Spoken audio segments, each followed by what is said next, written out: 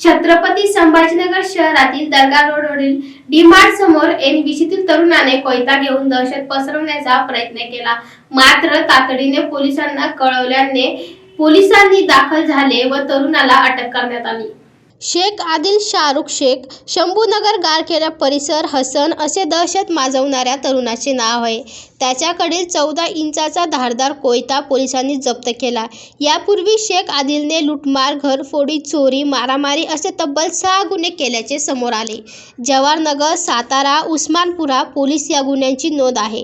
रेकॉर्डवरील गुन्हेगार हाती लागल्याने पोलिसांनी सुटकेचा निश्वास टाकला।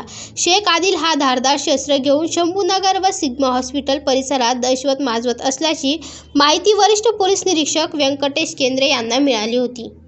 त्यांनी या घटनेचे गांभीर्य ओळखून तातडीने पोलीस उपनिरीक्षक तिथे पोहोचवले व पाहून तो पळू लागला। पोलिसांनी पाठलाग करून त्याला पकडले, त्याच्याकडील कोयता जप्त केला। त्याच्याविरुद्ध जवाहरनगर पोलीस ठाण्यात गुन्हा दाखल करण्यात आला।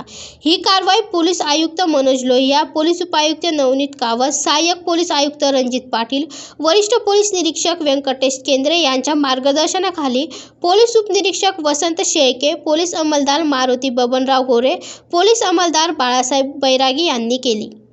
Bureau report AI news, Chhatrapati Sambhajinagar.